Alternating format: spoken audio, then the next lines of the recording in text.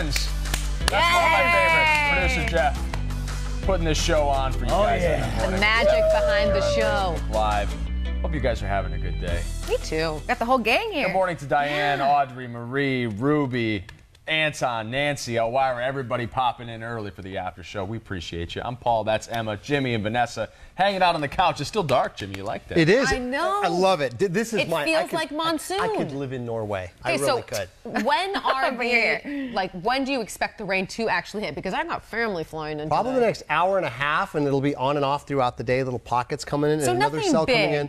No, just get. But we do have a flash flood watch, which means conditions could be just right for Mesa, Yes. for Chandler, for Fountain Hills. West Side, not so much on Oh, this one. perfect. These forecast models. You guys Yeah. never For the get it. concert tonight. That's right, for the concert Yes, tonight. We're already going to have heavy traffic heading out there anyway, and you add some rain in there. That extra is delays. crazy. We're not Yeah. bad drivers here. It's just that oil sits on the highway for so long without rain that when it rains, the oil comes I up. don't to know, the I'm a top. bad driver. Yeah, I was going to say. Yeah, Jimmy, I'm a really shaking my bad head driver. A lot there, of too. people arguing with me. I can hear it out there. Real quick, have you picked out an outfit yet for the Beyonce concert? No, yet? I have not. What do you even wear to a Beyonce concert? Because Oh, she I knows know. she's going to upstage you. Straight up like a bathing suit and then a fur on top. That's it.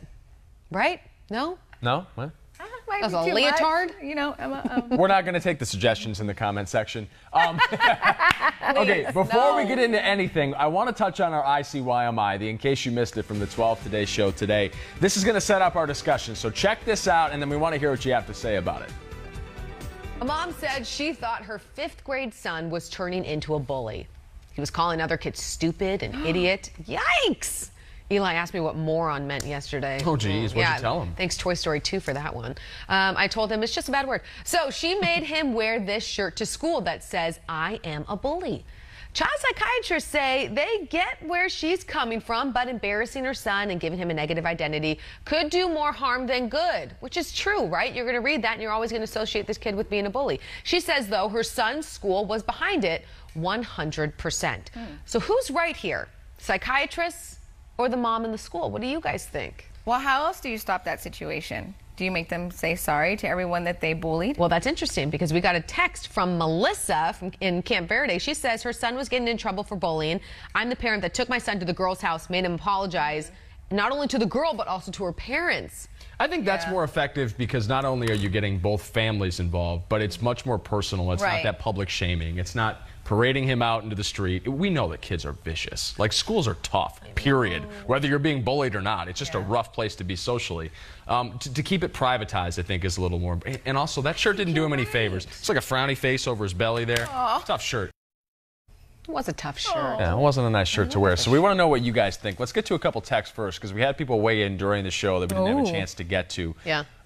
Jennifer said she kind of agreed with us. She said it's probably best to have him apologize to the parents and the child, forget the shirt altogether. Yeah. Ken says the bullying shirt is wrong. It needs to be pink or red so it's a little easier to stand out. And it says it should What? read, "I want to be your friend." I like that too. Ken had a great idea. Ken's over in Mesa. And I think that he's right because some kids might wear that shirt and like own it, you know, like I'm a bully. Yeah. You know, my mom made me wear this. But to do that instead, like Ken's idea, I want to be your friend. Tone down the rhetoric a little bit, you know? I think that's great. It's a great icebreaker.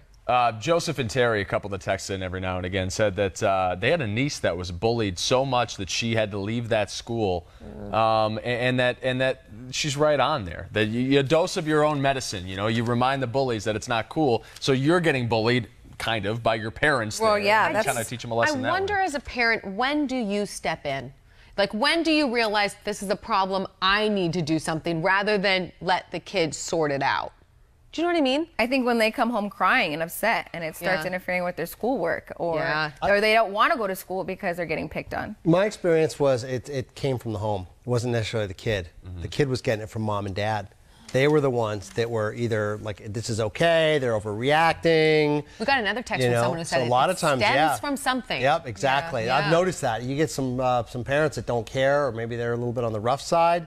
That kid could be pretty tough too, and you never know what's happened to that kid. I had two of my friends were really big bullies in school. I played football, so you're all different kinds. And they used to get the tar beat out of him by his dad. Yeah. I mean, my friend would be at their house, and there'd be like stories of the dad coming home and just smacking them around in front of their friends there. And then we'd go to school, and there they are, the brothers same out thing. beating the heck out of other people because they're learning it. You know, it's a learned thing. That's a huge problem. Ain't no T-shirt's going to help that. No, you're right.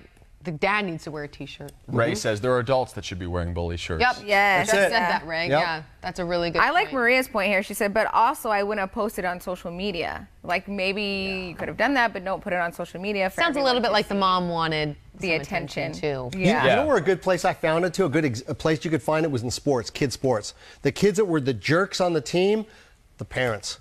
It was coming from the parents. The parents were big jerks, and they supported that. You know what's so funny? I got advice from someone growing up that if you wanted to really see how a man is, watch him play sports.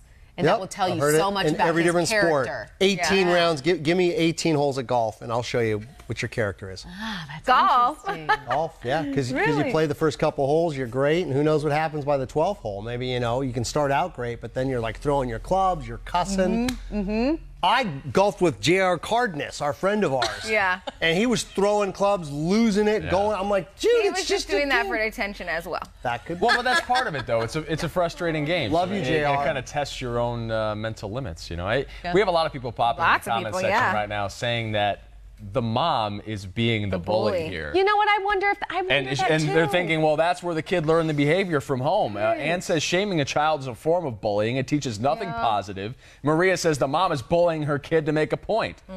I don't disagree. Do you guys have any bullying stories that you're willing to share? I've got a whole bunch. I was picked on a ton as a Start kid. us off. Go ahead. Oh, I don't even know where to begin. I had a kid in 8th grade that every day at lunch he'd come sit at my table and just out of the eyes of the cafeteria ladies would punch me in the thighs like Come this. on. Just beat the hell out of me under That the hurts table. right there. Yeah, oh, it was awful. And then my next year I had another bully. He was a senior while I was a freshman.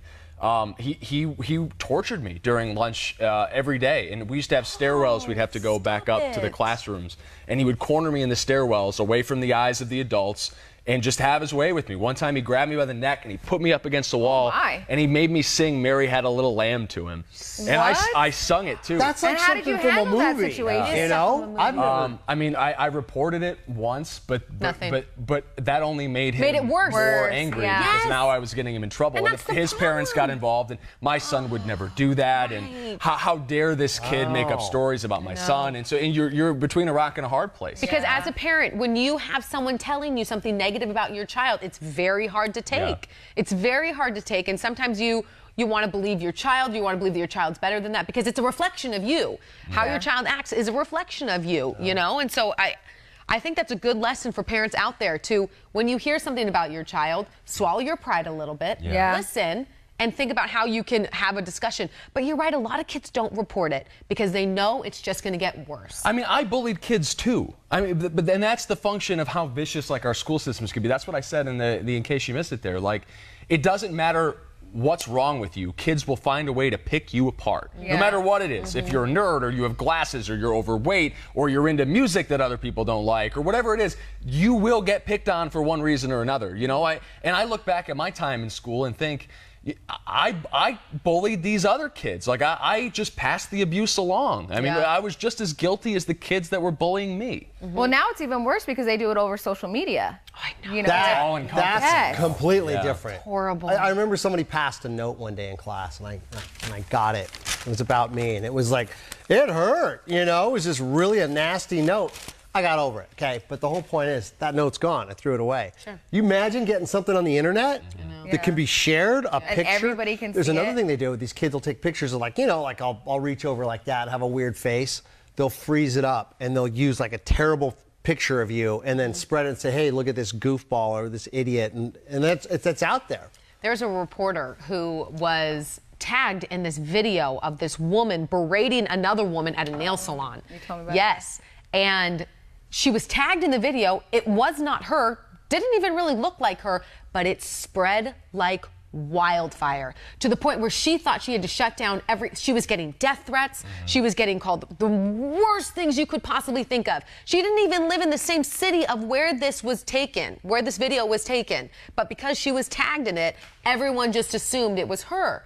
And this bullying that ensued was insane. Thankfully, she was able to rise above it and get everything figured out. But in the meantime, when you're sitting there and you're being blamed for something that you didn't even do or being bullied, it's just wild. Our viewership is so completely split on this. There are people with completely opposite ideas in the comment section right now. I just ask that you guys keep it civil. This is a nice open discussion. Mary says she thinks it's a great idea. There are too many parents nowadays that think that this is child abuse. Or on the other side of the coin, one comment below, Melanie says, God forbid anyone call out a child's bad behavior. John and Patty seem to agree, though, that this has everything to do with the parents, the adults that the kids spend time around.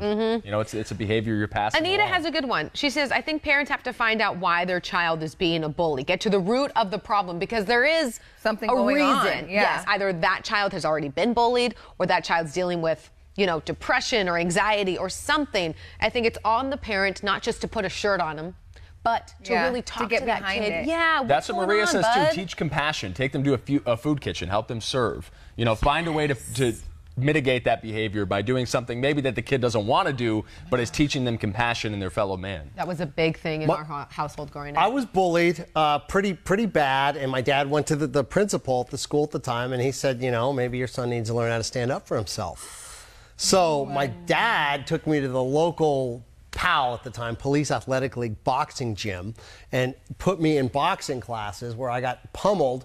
I would get beat up by these kids in the ring, followed by, hey man, you did good. And they'd build me up. Yeah.